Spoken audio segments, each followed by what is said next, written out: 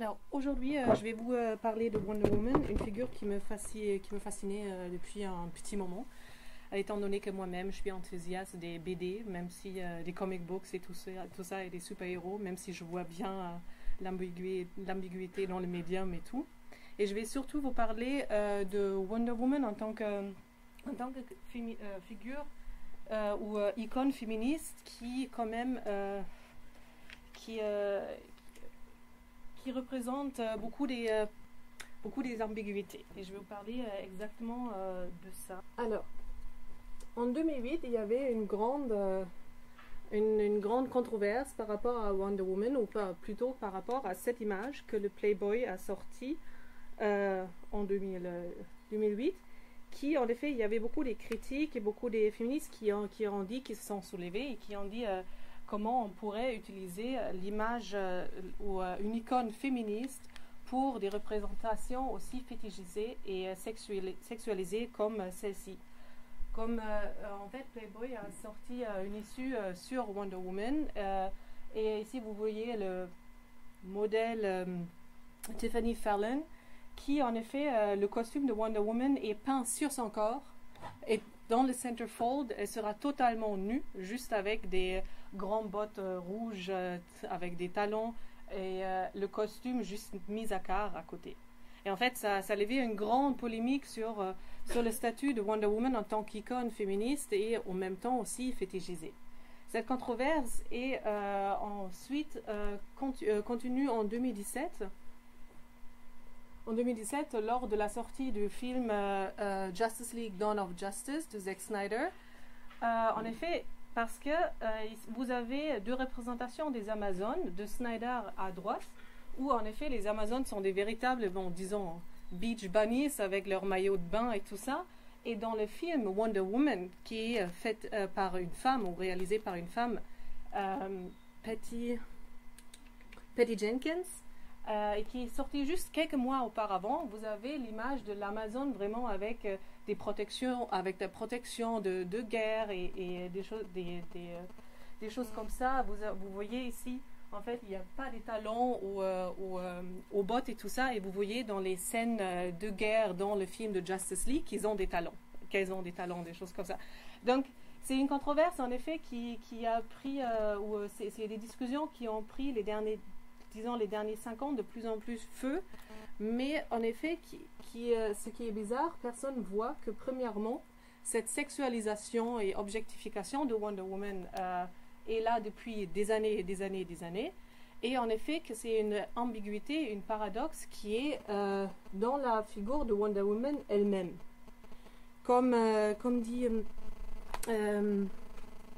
Mitra Emad, understanding Wonder Woman as an iconic figure in and of American popular culture entails contending with particular, often oppositional meanings inscribed onto the ever-changing Amazon's body. Donc moi, je vais parler surtout sur ça, sur cette ambiguïté, sur cette double tranchant de icône féministe et ambiguïté, comme je dis. J'ai pas beaucoup de temps, mais j'ai pensé quand même de faire une toute petite survol historique de Wonder Woman pour vous montrer, malheureusement, pour vous montrer un peu que la représentation de Wonder Woman a changé en effet au fil du temps. Comme je dis, je ne peux pas dresser un portrait très exhaustif et tout, mais il y a plusieurs livres aujourd'hui écrits sur Wonder Woman. En effet, ça semble vraiment un sujet assez à la mode parce que j'ai lu autant d'articles et tout. Je ne savais pas qu'il y avait autant de masse de littérature sur le sujet. Donc, Wonder Woman est née, on sait dire, dans le contexte de la Deuxième Guerre mondiale. Elle était créée par William Moulton Marston en 1941, qui, vous voyez là, tout à gauche, qui voulait créer un caractère féminine with all the strength of Superman plus all the allure of a good and beautiful woman. Donc, on sait bien l'origin story de Wonder Woman est bien connue, même si elle a changé plusieurs fois dans le temps. Ici, je vous ai mis les images de l'origin story originale, où en effet les Amazones ont été créées par les déesses grecques qui, surtout Aphrodite et Athènes, qui en effet voulaient, qui ont été, comment dire, fed up, qui ont vu assez de la guerre, du caractère guerrier des hommes, du caractère violent des hommes, et c'est pourquoi elles ont créé les Amazones et leur donner une île sur laquelle elles peuvent vivre tout à fait en écart du reste du monde où vit l'homme. Ça c'était l'origine, l'histoire d'origine, et en effet ils ont même inclus la mythologie de la bataille entre Hippolyte et Hercule que vous voyez sur le panel de droite, qui en effet qui disait que Hercule est vaincu par Hippolyte, mais après il fait en ruse et il vole sa célèbre ceinture, en effet, qui fait que les Amazones peuvent rester indépendants des hommes, et il emprisonne les Amazones qui deviennent les véritables esclaves de l'homme. Et c'est après qu'elles peuvent se libérer grâce à la déesse Aphrodite qu'elles vont sur leur île pour vivre là en paix, toutes seules, éloignées de l'homme. Donc pendant la Deuxième Guerre mondiale, Wonder Woman a une grande popularité, elle est lue par beaucoup de gens, et jusqu'à la fin des années 1940, où en effet le genre de super-héros en général devient de moins en moins populaire, parce qu'il n'y a plus besoin forcément pour ces héros qui défendent le monde, parce que la guerre a fini. En 1950, Fredrik Wertham va publier Seduction of the Innocent, où en effet il propose son hypothèse que les BD, les comics vont corrompre la jeunesse, et surtout les super-héros. Et de Wonder Woman, il dit She is always a horror type, she is physically very powerful, tortures men, has her own female following, is the cruel, phallic woman. While she is a frightening figure for boys, she is an undesirable ideal for girls, being the exact opposite of what girls are supposed to want to be. Donc, grâce à ce magnifique livre et la controverse que ce livre va déclencher, il y aura des rencontres dans le Sénat qui, bien sûr, vont décider que oui, les BD sont dangereux pour la jeunesse, et toutes les maisons d'édition des comic books doivent faire des changements. Et finalement, surtout à DC, DC Comics, ils vont voter pour le Comics Code Authority, qui disait premièrement, si on inclut un caractère féminin dans l'histoire, il faut surtout pas la mettre en première, mais comme caractère secondaire. Et si on peut, il faut plutôt éviter de rentrer une figure féminine dans l'histoire. Et s'il y a vraiment aucune autre option, la nudité est totalement interdite, toute exhibition du corps. Les illustrations suggestives ou salaces sont inacceptables, et bien sûr les femmes seront dessinées de manière réaliste, sans exagération de certains attributs physiques. À ce moment-là, Wonder Woman rentre dans une époque où où ses aventures ne sont plus forcément ceux d'une guerrière qui se bat pour la justice, mais d'une petite femme qui est plus intéressée à son relation avec Steve Trevor, à sa famille, à un possible mariage, tout ça. Et c'est une tendance en fait qui se poursuit jusqu'aux années 60, où son histoire d'origine va être totalement changée. Là maintenant, en fait, les Amazones sur Paradise Island, ou maintenant connues comme Themyscira dans le BD Wonder Woman, ne sont plus des guerrières, mais des femmes des guerrières qui ont attendu à la maison. pendant que ces hommes sont malheureusement morts dans la guerre.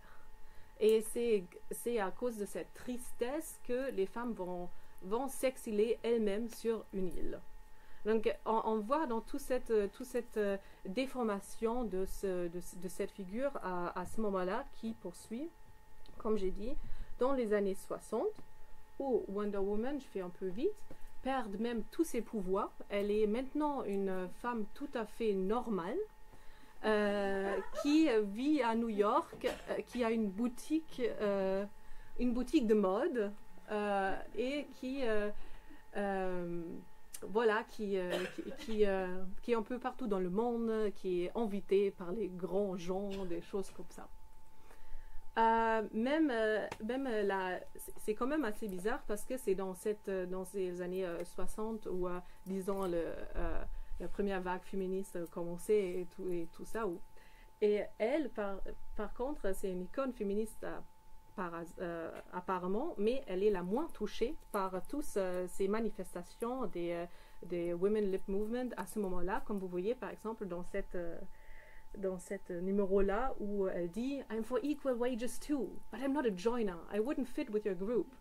And in most cases, I don't even like women. » Donc c'est juste tous ces commentaires-là où on commence à vraiment se demander des questions.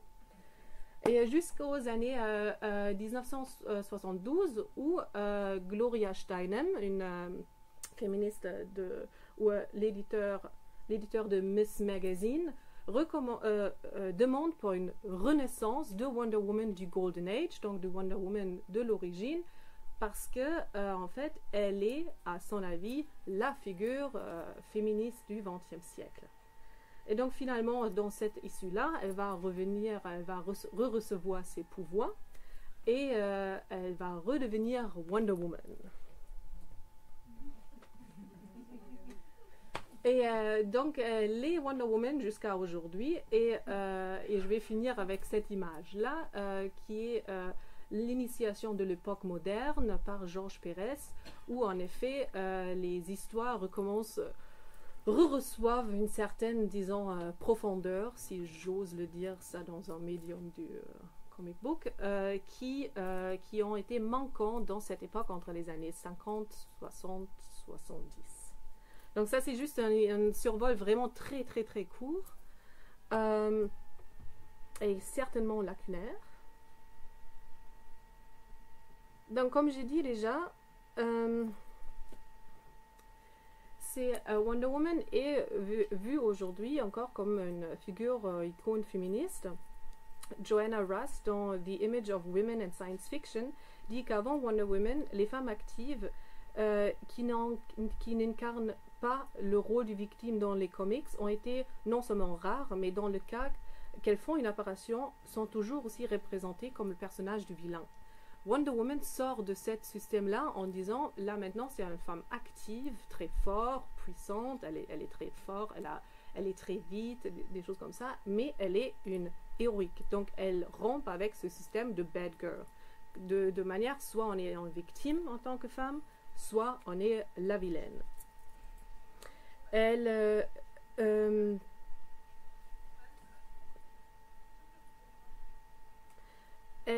Dans le Golden Age, en fait, donc au début, dans les années 30-40, Marston voulait inclure une sensibilité féministe dans ses histoires de Wonder Woman, qui était révolutionnaire pour son époque, mais quand même extrêmement ambiguë.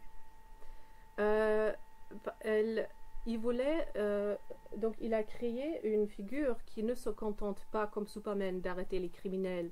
Elle cherche à rendre le monde meilleur en guérissant les prédateurs de leurs tendances antisociales et en apprenant aux victimes à trouver la force de se défendre.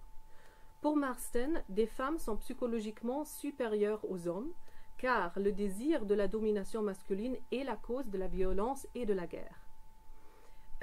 Les femmes, en revanche, excellent en persuasion et soumission sans être nécessairement soumises à son avis. Elles sont plus affectueuses et généreuses et ainsi beaucoup plus inclinées à donner elles-mêmes à autrui, mais elles sont aussi beaucoup plus douées à inspirer exactement ce comportement dans quelqu'un d'autre. Donc c'est pourquoi lui d'après lui, only when the control of self by others is more pleasant than the unbound assertion of self in human relationships can we hope for a stable, peaceful human society. Et à son avis, Wonder Woman figure tout ça. Très important, en effet, quelque chose qui Marston a inclus que tous les autres auteurs et dessinateurs vont supprimer de Wonder Woman après, c'est cette question de pluralité, pas pluralité, de singulier, pluriel qu'on a eu déjà plusieurs fois. En effet, Wonder Woman, elle est juste comme toutes les autres femmes qui sont sur l'île de Paradis. Elle est comme toutes les autres Amazones. Elle devient Wonder Woman grâce à une compétition, à une sorte d'épreuve que tous les femmes, tous les Amazones sur l'île de Paradis ont fait, et parce qu'elle était la meilleure de tous ceux, elle était choisie. Mais en gros, il y avait tous les femmes dans l'île de l'Amazone auraient pu devenir Wonder Woman. Ça fait en effet que Wonder Woman n'est pas forcément un cas spécial, mais quelque chose que toutes les jeunes femmes pouvaient devenir. Par exemple, on a ça plusieurs fois, comme je vous ai donné quelques exemples ici, où you girls can develop strength and courage like our Amazon youngsters if you lead clean, athletic lives and realize the true power of women. Cette image est, comme j'ai dit, seulement dans la version de Marston. Tous les autres dessinateurs après vont donner à Wonder Woman des forces spéciales, des surpuissance et vitesse sont des présents des dieux. Et même dans la magnifique deuxième version de Wonder Woman, elle reçoit sa surpuissance d'Hercule, qui normalement était vu comme le symbole d'oppression de l'Amazone grâce au mythe qui existait sur les Amazones. En effet, et ça c'était très important au début, comme je vous montre ici un exemple. Donc c'était vraiment faite pour que les femmes se lèvent. Ici, elle protège la femme qui était frappée, elle montre comment il faut faire, et après vous voyez que la femme qui était la victime avant devient maintenant elle qui se revenge elle-même de l'homme. Mais comme je vous ai dit, plus tard, elle reçoit des cadeaux des dieux et des déesses qui vont faire sa surpuissance. Dans ce cas-là, en effet, dans ces exemples-là, elle devient, comme on a dit avant déjà, un cas spécial, un idéal, une fantaisie, une idéal que aucune autre femme peut atteindre. En fait, c'est quelque chose. Elle est Wonder Woman, mais elle peut l'être parce qu'il y a juste elle est unique. C'est comme ça, elle n'est pas une menace pour le monde de l'homme, en effet, qui, s'il y avait milliers de Wonder Woman, qu'est-ce qu'on va faire? Donc c'est un peu dans cette manière-là, et ça va jusqu'à un degré où le alter ego de Wonder Woman, Diana Prince, que vous voyez là, dit I'm almost jealous of myself as Wonder Woman. Nothing I do as a normal woman, Diana Prince, ever impresses anybody. I have to become the sensational Wonder Woman before anybody notices me. Donc en gros, vous en tant que femme, ou nous en tant que femmes normales, on peut faire tout ce qu'on veut, mais on va jamais être dans ce niveau de Wonder Woman.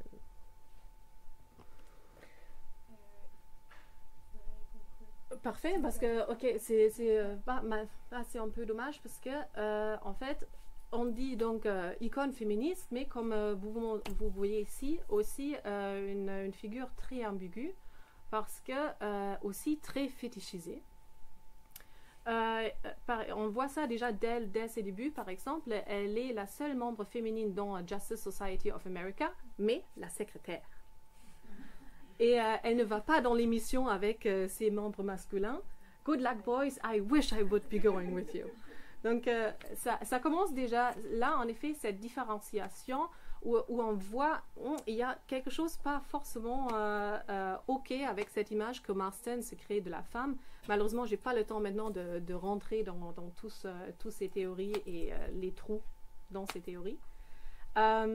Et c'est en effet, après, on va assister à une sexualisation et fétichisation de Wonder Woman qui commence avec la célèbre ou notoire série avec Linda Carter, où vous voyez les Wonder Woman, je sais pas, c'est un peu faible là, sont en fait dans des véritables pyjamas qui courent à la plage et tout ça, c'est magnifique. Et en fait, qui va se poursuivre jusqu'au dessin de Deodato Jr., où elle porte une string tanga, en effet. C'est où, et je vois là, en effet, je sais pas, je vois pas beaucoup de différence entre cette image-là et l'image que j'ai vue dans Playboy de la Wonder Woman. Et c'est une sorte de hypersexualisation qui continue encore aujourd'hui et qui est attachée à son corps